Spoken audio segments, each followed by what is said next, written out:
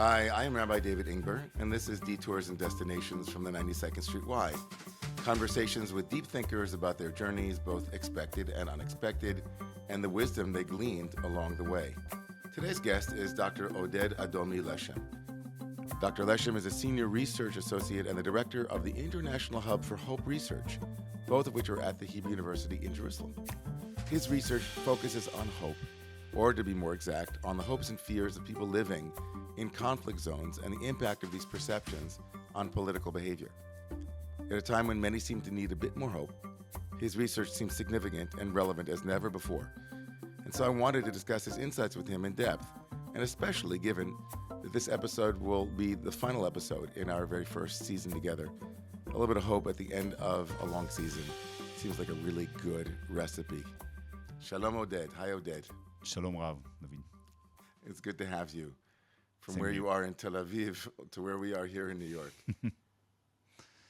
Yeah, thanks for the invitation. Absolutely. Well, we begin these episodes with a broad question. I think in your case, it's a really good question, which is hope a destination?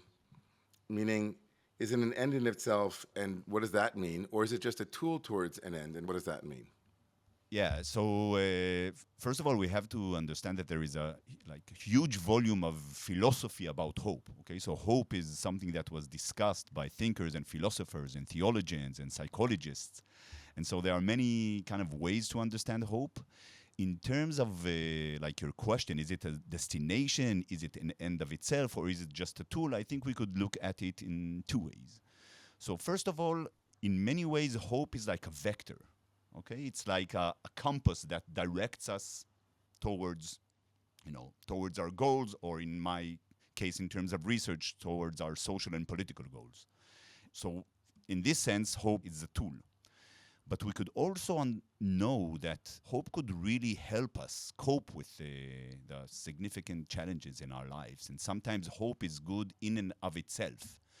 And it's very important to nurture hope so we could actually, cope with the challenges in our lives, and there are many, as we know right now. So I would say that hope could be both destination and the means to get there.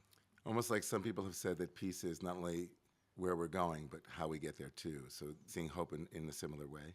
Exactly. So hope is both a process and something that we should, in many ways, value, regardless if we reach our destination, by the way. So we know that people have cherished hope and nurtured hope in the most difficult times. And this kind of nurture of hope helped them to cope with harsh realities of life.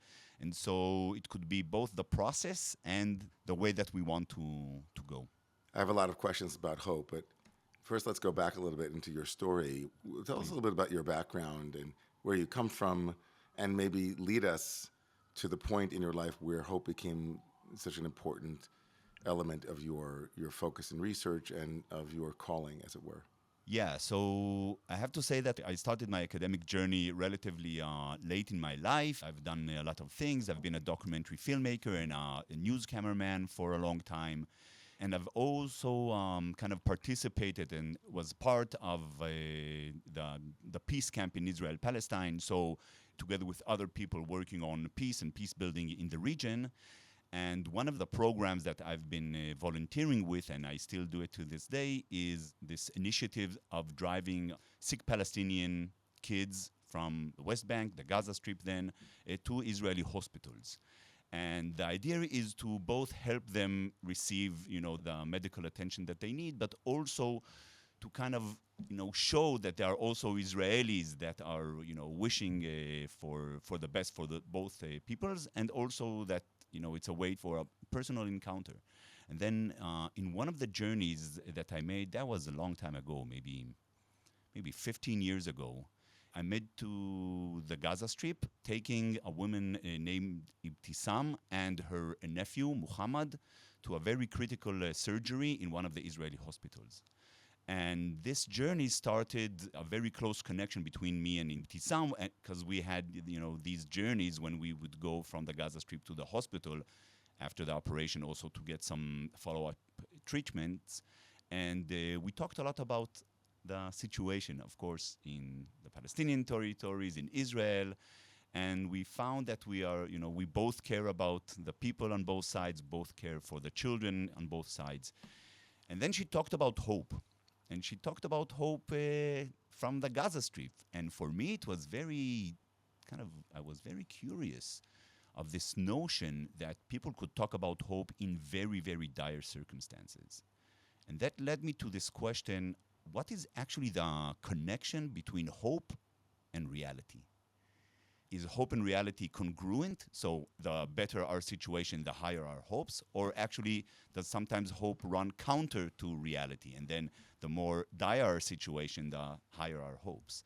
And so this question about the connection between hope and reality kind of led me to study hope. And also another thing, I'm a quantitative researcher, so I was asking, how could we measure hope? Then I kind of developed a method to measure hope. And this kind of led me about 12 years ago to start studying hope. And from that moment, I'm just more curious and kind of interested in this very fuzzy notion of hope. I want to come back to that too. So the general question of measuring hope and the connection between hope and realism and the proportionality and whether or not you can decide whether hope is romantic or not. But I want to go personally for you. Were you, did you grow up in Israel? Did you grow up in a family of researchers, of academics? You said you had been a documentary filmmaker. How did your own life as Oded Leshem, how did that lead you, or where did it lead you before you went on your career path? That's a good question. I don't really know how to answer that. I grew up in Jerusalem, born in the 70s. So the 70s and the 80s are like my childhood and my adolescent years. Then I had kind of a long military service, and I finished that, I think, in 1997. I was very attracted to film and media, and then I started to study film and cinema in the Sam Spiegel School for Cinema in Jerusalem. And I liked it very much, and I've been involved, for more than a decade after I graduated, I've been involved in filmmaking. I was a news cameraman.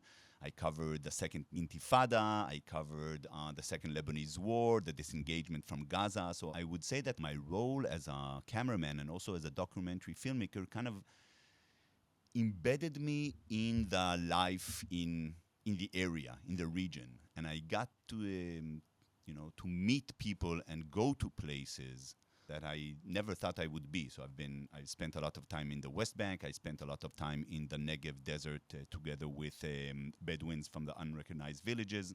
So this really led me to understand, I think, the complexities and the nuances of living in this region.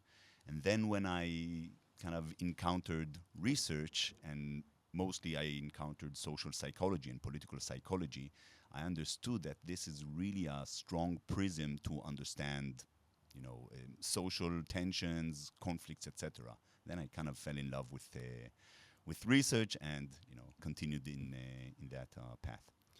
I'm so fascinated, though, that you, having spent so much time in Jerusalem, which is a mixed city, and then from the army, and you said you had a long extended service in the Israeli army, which for those who are listening is conscription, so every Israeli, not everyone, but most Israelis are conscripted into the army, and so you did your mandatory army service, but it sounds like it was longer than the mandatory period, and you then went into film, but you stayed in the region. Like, was there a part of you that at any point saw enough and said, you know what, enough conflict, enough being in a region that is so deeply divided, and I'm just going to look for greener pastures. I'm going to look for a place where there's less conflict, more social ease, less of the tensions that seem to be such a part of living in Jerusalem and more broadly living in that region.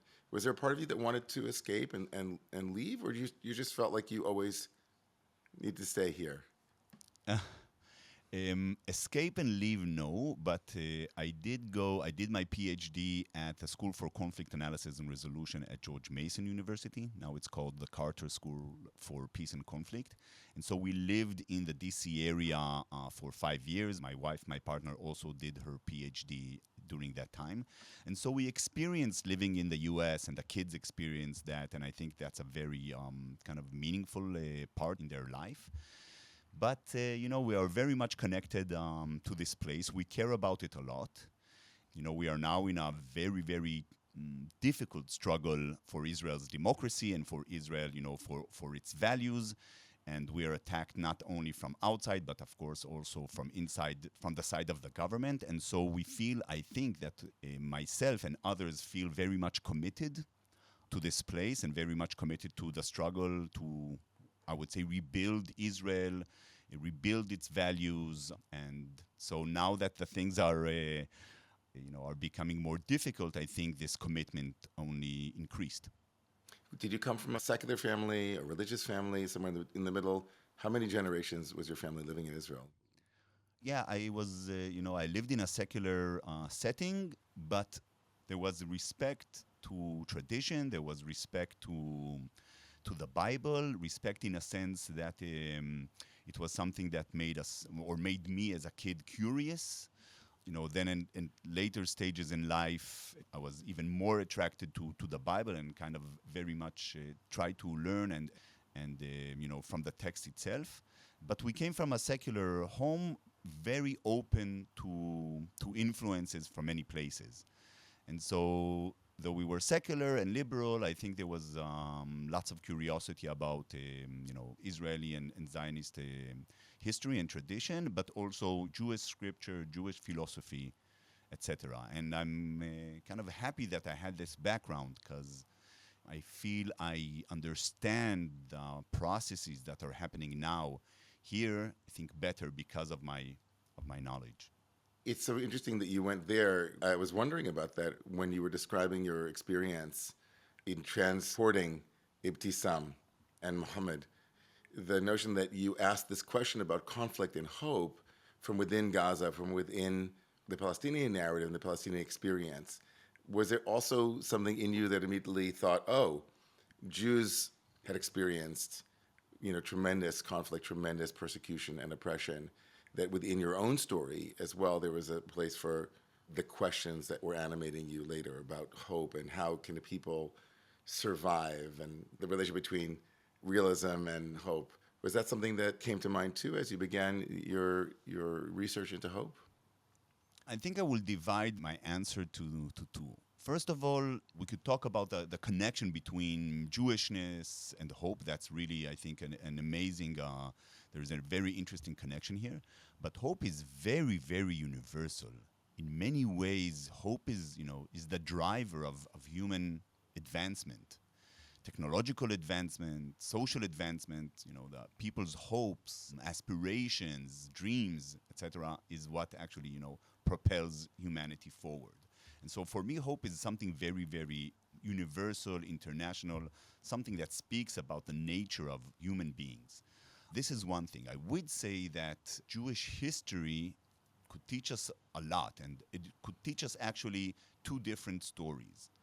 The first story is the more universal story about, if we think about the Holocaust, what could happen to societies when, racism emerges, when nationalism emerges, how dreadful the consequences could be, right? This is kind of a universal insight from what happened in the 30s and the 40s in Europe. And so the lesson here is be aware that that doesn't happen to you. It could happen to any nation. It could happen to any society, this tendency to be extreme and then be violent against, other people. This is like the universal lesson. The second lesson is more particular to the Jewish people, and it's like the story is, we're always persecuted, we'll always be persecuted. There was, Pharaoh, and there was Haman, and there was Hitler, and then others, etc. And this is our lot, and this is our fate, okay? And I think that the second lesson is very problematic. And also inaccurate, but also very problematic if we're thinking like forward. Because if we are destined to be persecuted, then conflict will be here forever, and then it pushes you or places you in a place of victimhood and constant threat. Now, we don't need to avoid, of course, or ignore the many threats. There are many external threats, right? But for me, the universal lesson is really, really important. Unfortunately, it's not really taught in Israel. So, for example, most of the lessons or the narrative that is kind of conveyed in the Israeli educational system is the more particular lesson. And I think the more universal lesson is very important. And for me personally, it's very also important.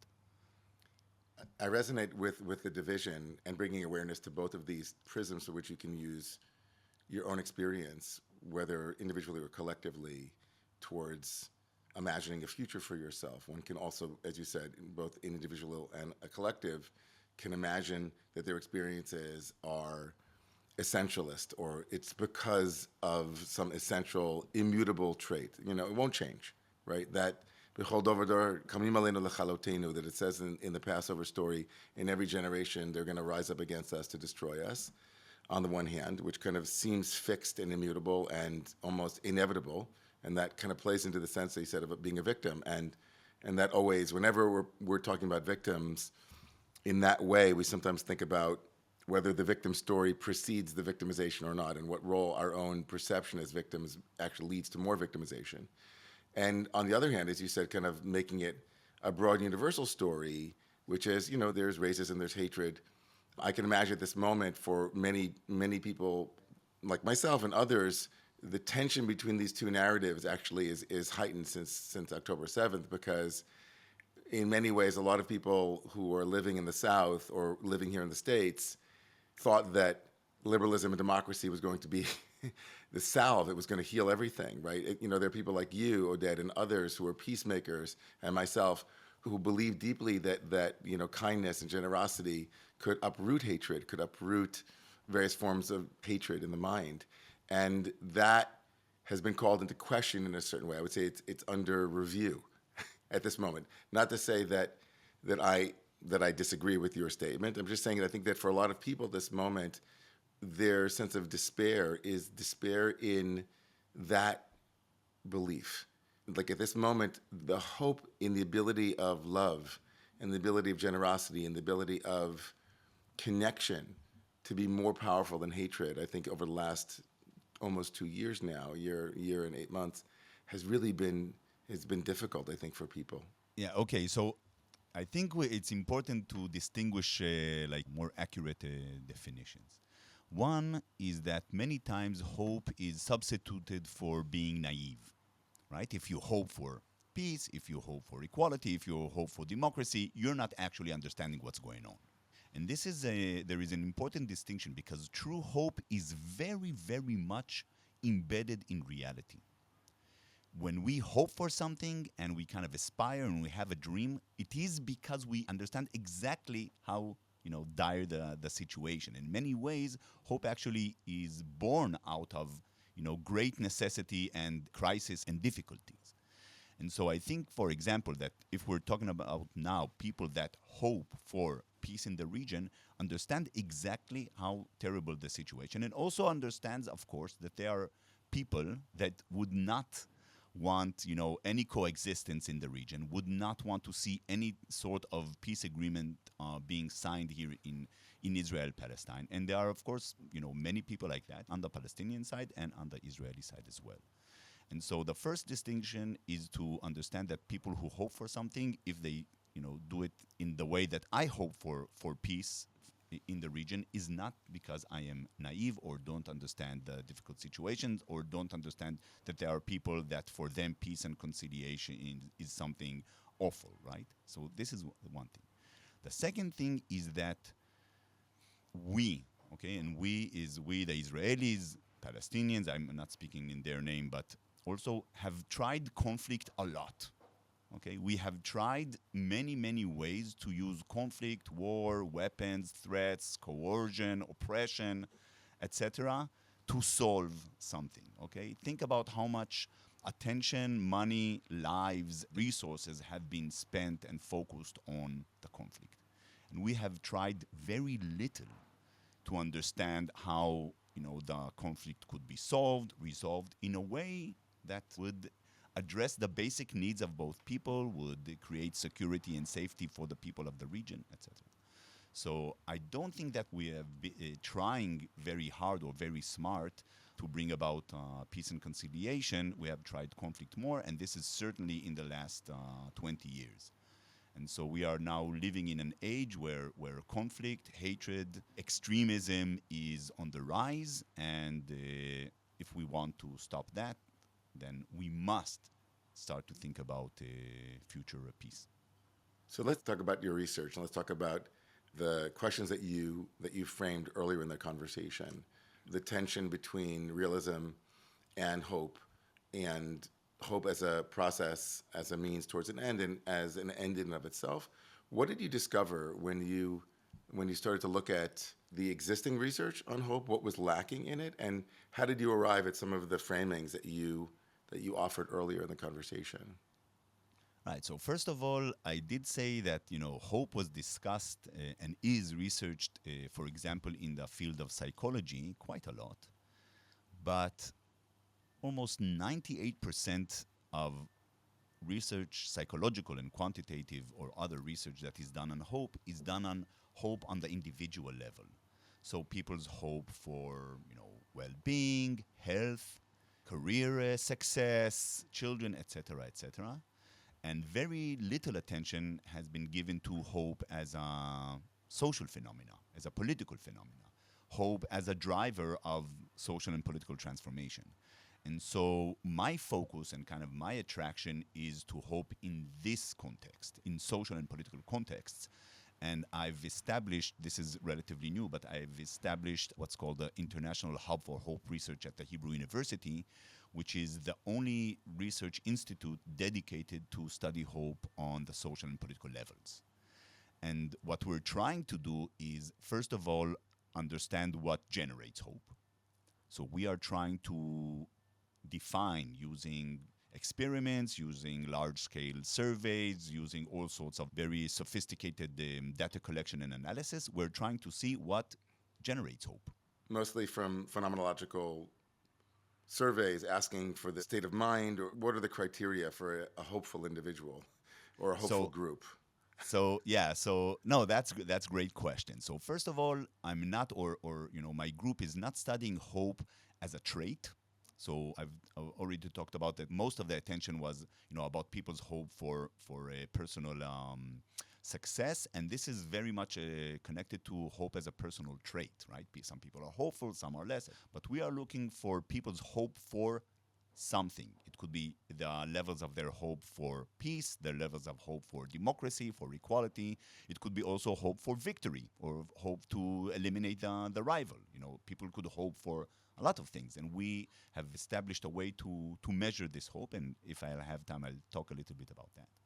And so when we measure, when we know the levels of hope for, let's say, peace, we could also measure alongside all sorts of demographic or socio-political variables, and then see, using all sorts of statistical models, see what variables or what elements actually predict people's hope.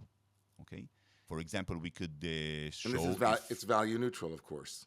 You've already said this. It's kind of what people hope in is completely open-ended, right? But what leads to that hope is presumptively predictable. So, first of all, hope in itself is neutral in a sense that you could hope for good things or you could hope for bad things. You could hope for the success of your friend, or you could hope that your friend will fail at something, right? So, in this sense, hope is neutral. But when we're talking about my studies, we first define the target of hope, right? Are we talking about, for example, hope for peace? Are we talking about hope for victory? Are we talking about hope for democracy? And we define that first of all. Great. And then we measure people's hope for, let's say, peace. Okay? And we could measure people's hope for peace. And by the way, as we are speaking now, I just finished data collection. Me and a student of mine, Rawan Jabbar, finished data collection about Jewish Israelis' hope for peace right now. This is 750 people participated in this study. And today we started to collect data in the West Bank.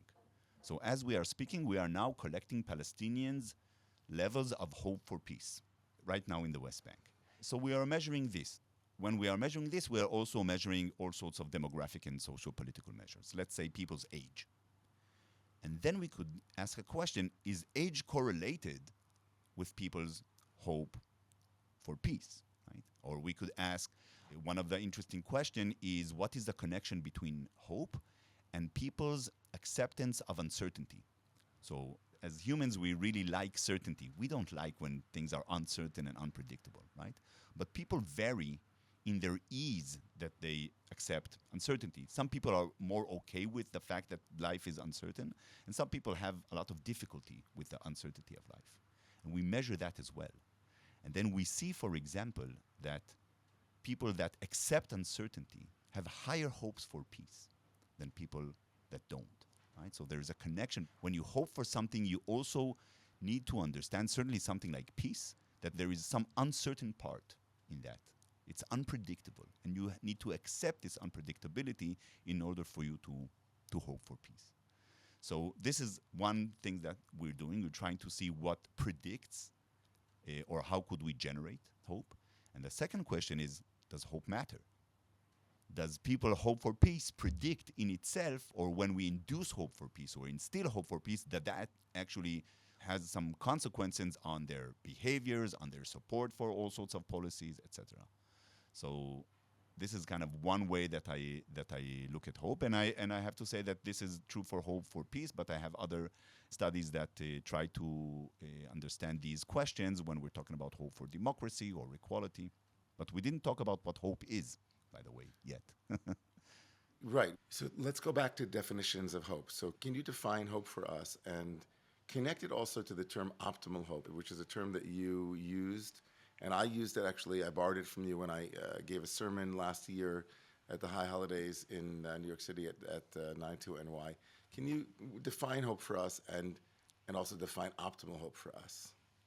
Right. So hope is actually mental construct that has two dimensions. And the first dimension is what we call the wish dimension.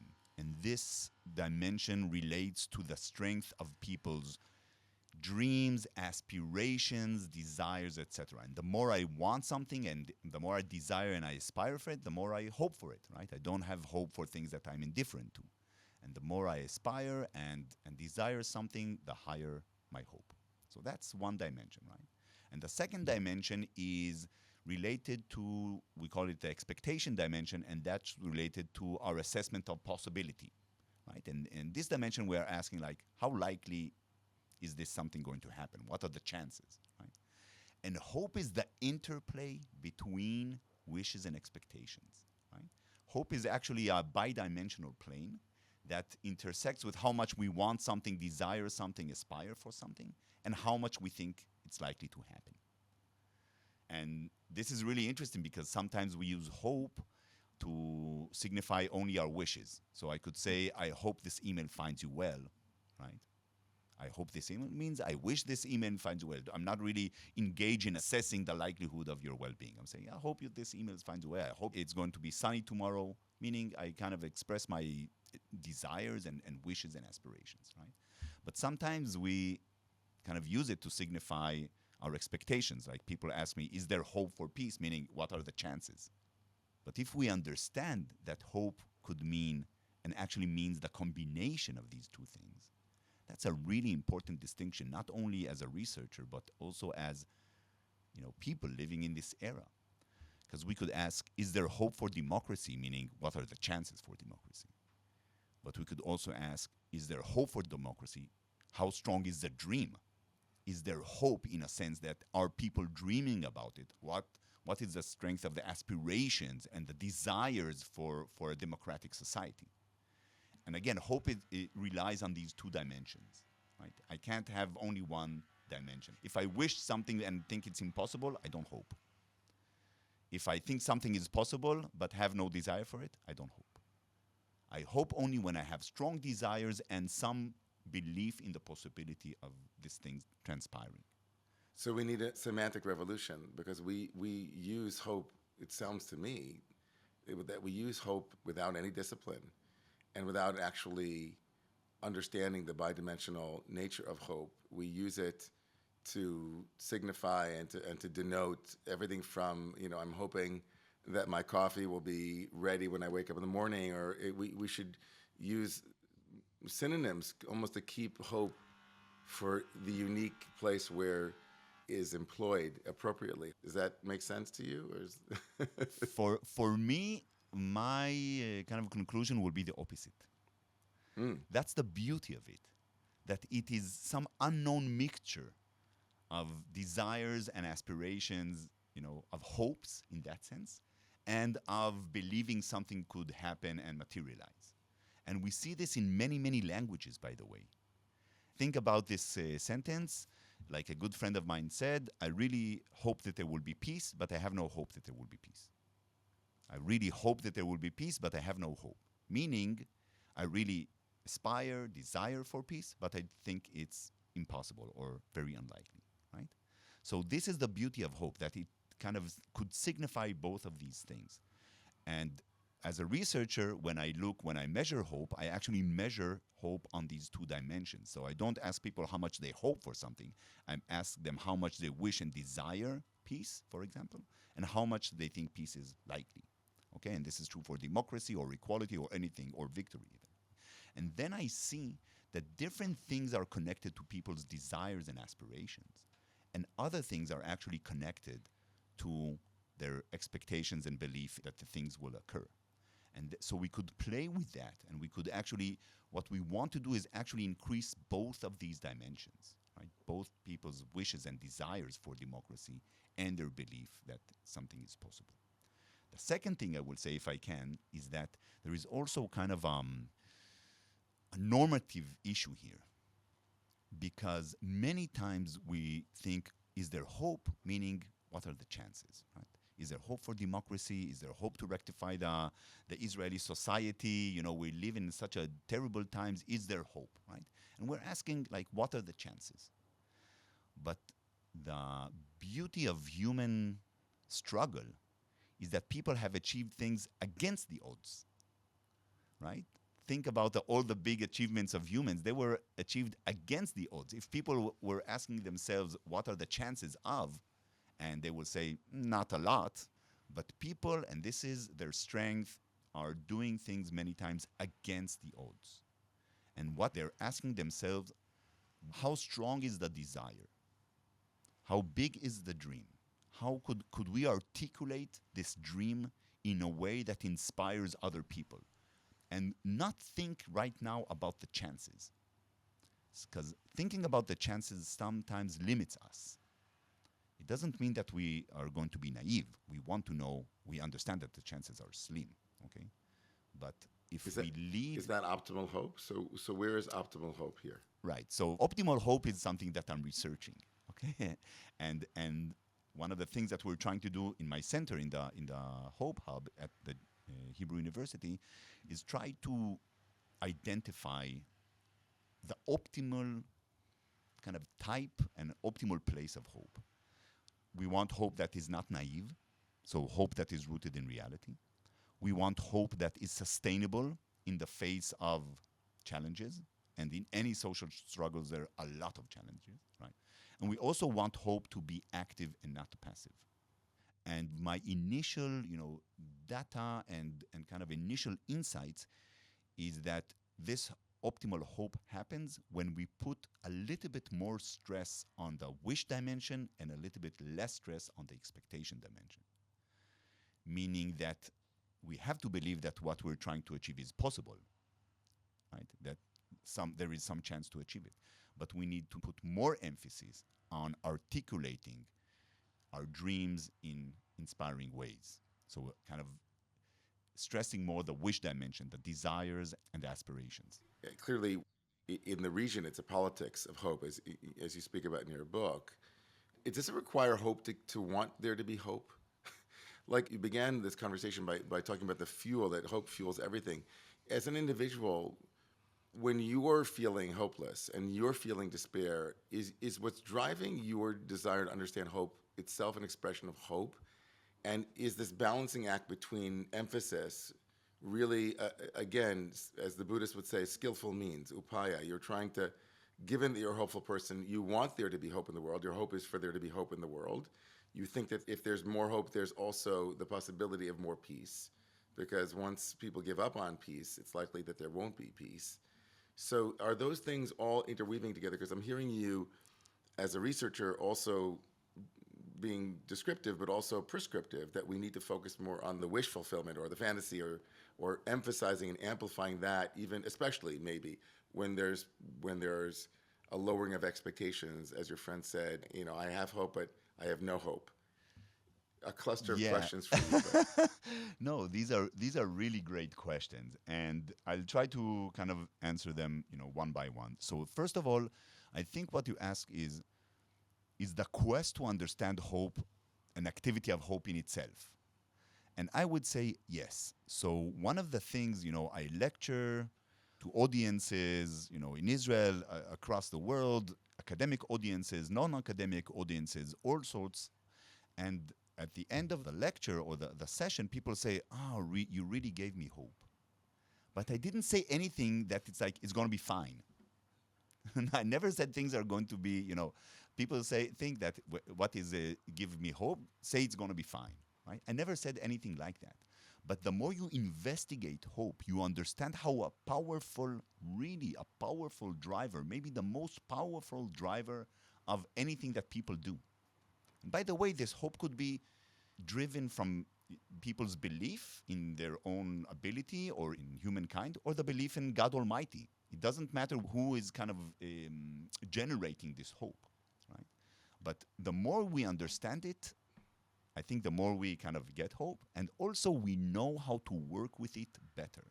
So this is one of the more applied aims of my research agenda and the Hope Hub's research agenda, is to understand how we could actually implement strategies of hope, so we could increase the chances, of advanced democracy and advanced peace and equality in Israel, in the US, in other parts of the world.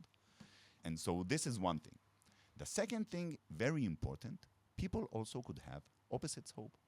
Right now in Israel, the huge majority of Jewish Israelis and also Arab citizens of Israel is state of Israel, which is democratic, which is liberal, successful in many ways. But there is also hope of people here in Israel that is opposite. They have a different vision of how Israel should look like.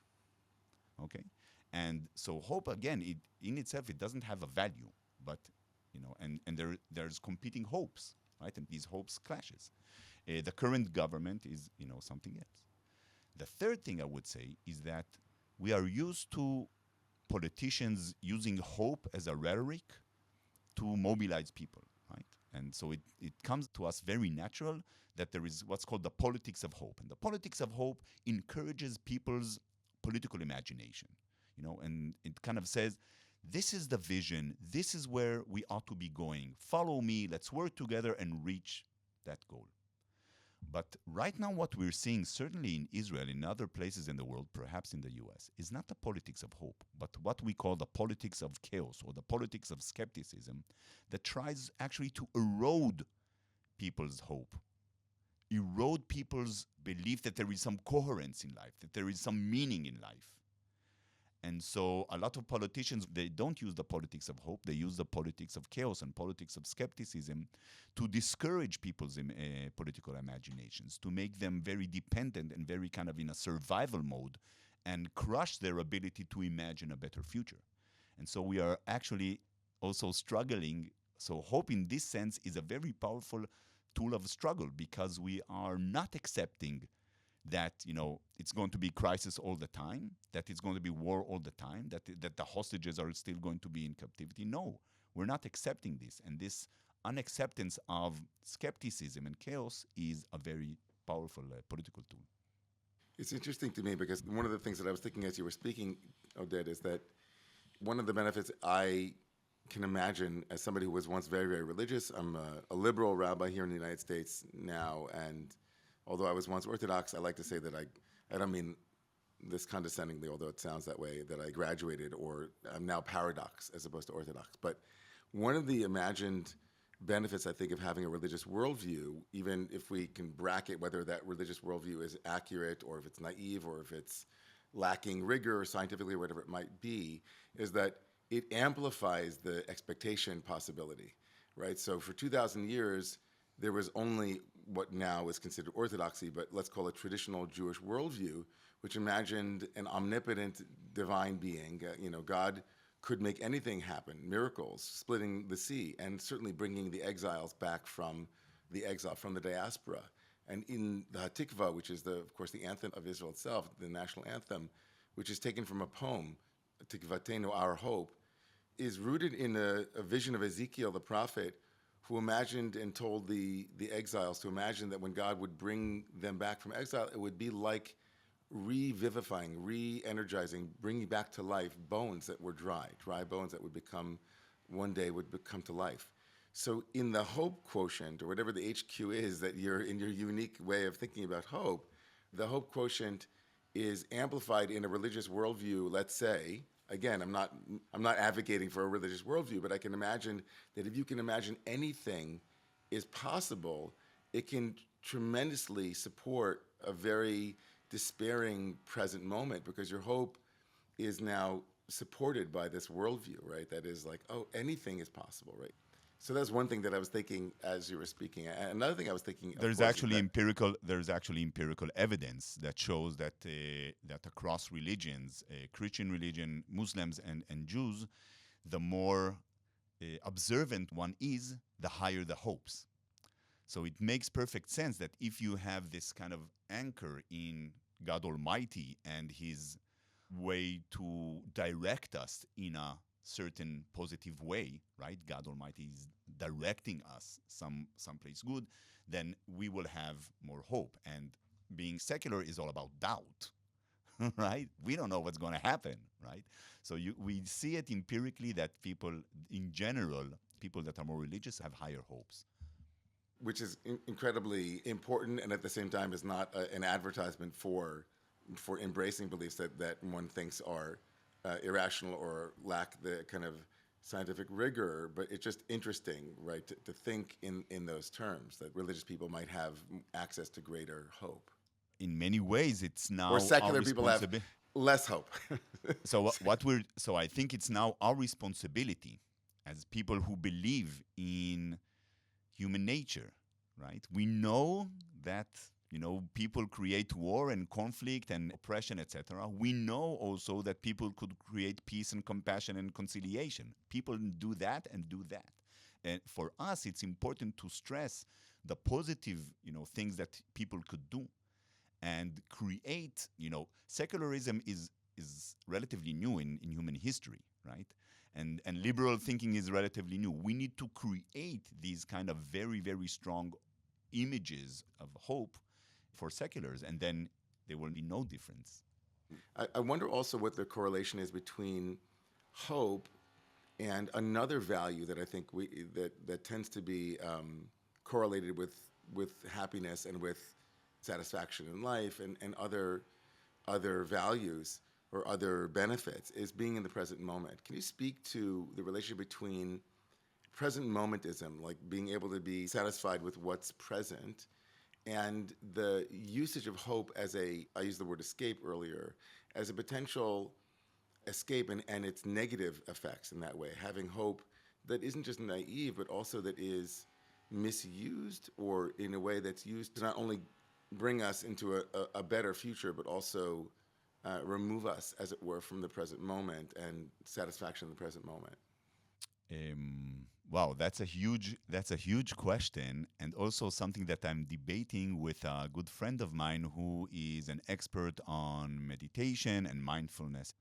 And we know that meditation and mindfulness and Buddhism in many ways speaks about the power of the present, and that everything else is just an illusion. And if we know how to embrace the present and live in the moment, and kind of, in many ways, this is not only the more healthy way to live, but it also benefits society.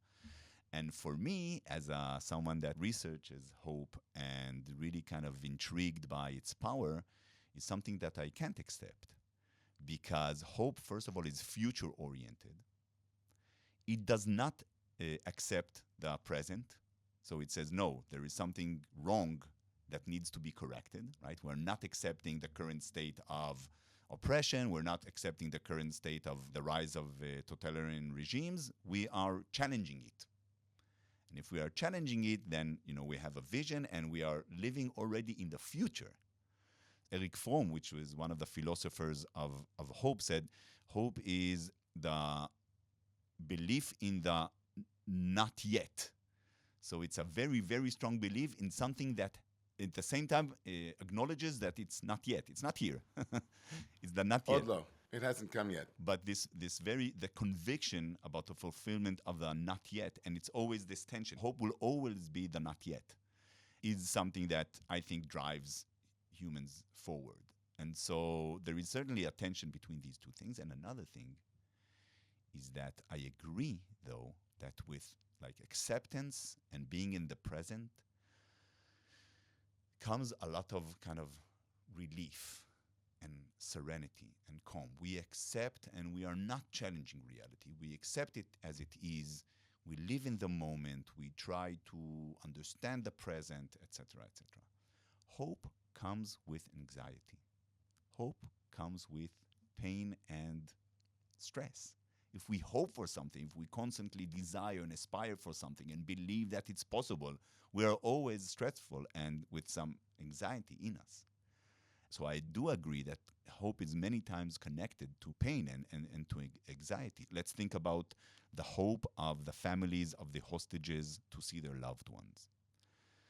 This hope is so intense, but it's also a great burden. It's very, very difficult to continue and hope, day after day, after, all of this time, when the Israeli government is reluctant to release them, when the Hamas, is reluctant to, and then they must hang on to this hope. That's difficult. And so hope many times comes with difficulty. By the way, in which book in the Bible hope is mentioned the most? Do you know? The word? The word hope. It's mentioned 77 times in the Bible, in the Old Testament. And it's mentioned most in the book of Job. In book of Job?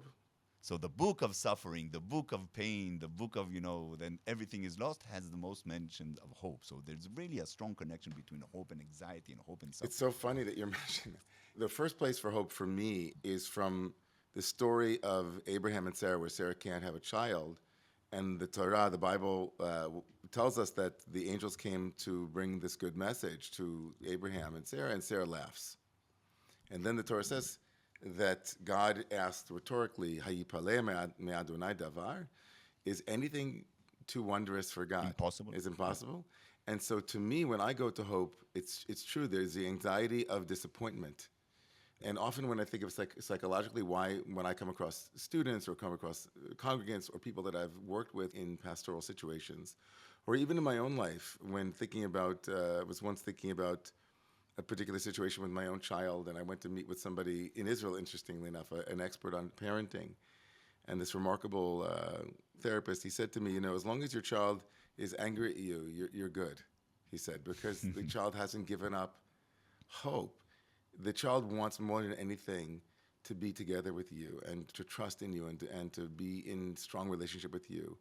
And so this frustration, this anger, this disappointment, maybe even this anxiety is the sense of disappointment. They still want it. They still hope for it. And so I loved what you're saying, Oded, because to hope for something, and to not spiritually bypass, which is a term that one of my favorite terms is spiritual bypass, where people who are in the spiritual community, whether they're Jewish, Christian, Muslim, Buddhist, Hindu, they use spiritual principles as a way of being less human in a certain way. And to hope is to be human. It's almost like if Descartes were here, instead of saying, I think, therefore I am, it's I hope, therefore we are. And you're saying that there's great risk in hoping, but of course, we have to hope. That's the nature of being a human being, is to amplify that human quality, which is to take a risk and to be slightly anxious, but also to hope, right? If Israelis were to come to you, if all of Israel were on this podcast and all of America were on this podcast, which is not the case, how would you tell us to behave? What kind of inspiration might you give us to have some hope in this moment? What do we need to do, Oded? Yeah.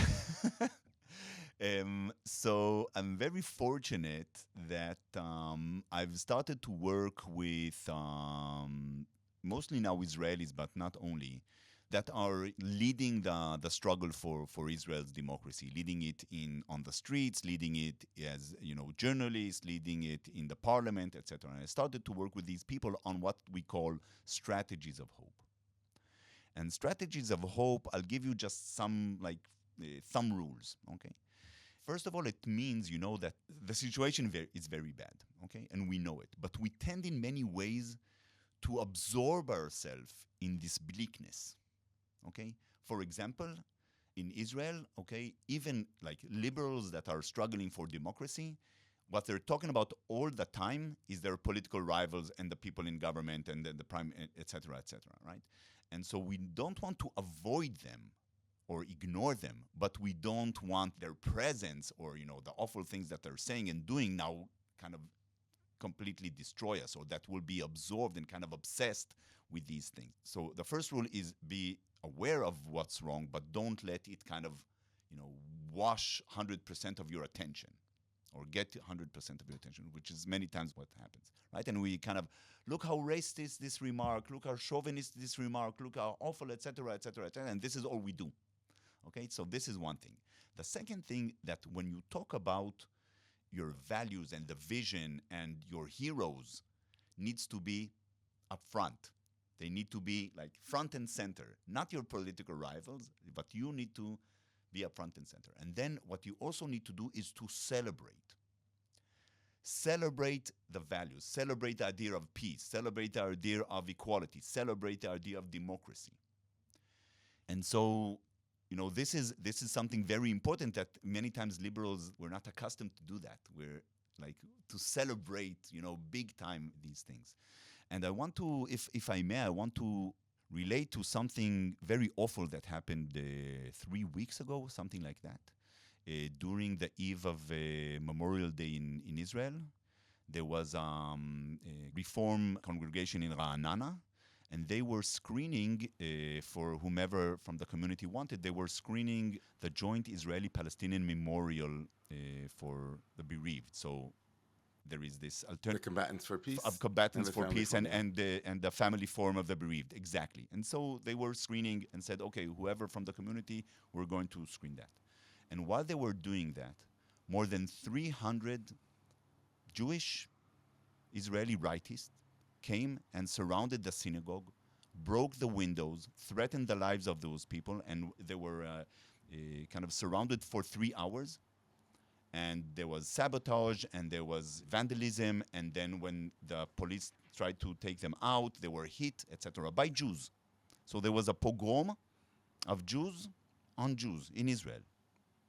And so this is, of course, very frightening. And what it does, it makes us think and talk all the time about this crisis. And it is a real crisis. We don't want to ignore that or avoid this, saying this is a very, very dangerous thing. And thinking about that Jews are going to attack other Jews and, whatever, this is awful. But this is what's happening. We want to look reality in the eye. And at the same time, we want to say, okay, this community now, instead of stressing how much it was victimized, we are now going to celebrate the ideas, of Reform Judaism and of this community in Israel, and that you could be Jewish and love tradition, etc., but also believe in women's rights and LGBT rights, and actually these things work perfectly together. And if we celebrate these ideas and bring that and say, okay, this community was hit, now we're going to build a second floor of the synagogue, and we're going to expand the programs of this community in Ra'anana. So we're going to do double, okay, we were hit, we're now going to double our efforts to expand this message, okay? This is, and those are the strategies. This is a strategy of hope, right? Rather than saying, we were attacked, we look at this, we are now working positively. This reminds me very much of the work of the American philosopher George Lakoff, who wrote a book, Don't Think of an Elephant, right? So the cognitive capacity to focus on someone else's narrative or on a narrative that we don't want to promote actually unwittingly supports that narrative. And so we name it, we see it, and then we focus on our own values and celebrate those values. So I want to just say to you, Oded, all the way from Israel to New York City. I want to thank you so much for a very hopeful conversation. We have a lot more that we could discuss, and there's so much more for those who are listening who want to know Oded's work and his research and what he's been doing. So we'll put all that information into the liner notes. And so I just want to thank you for bringing more hope to all of us who are listening, Oded. May we see more good things coming. Amen. So thanks a lot for the invitation. It was a pleasure chatting, and I hope, wish, and expect that we will continue this conversation and discussion. Thanks so much.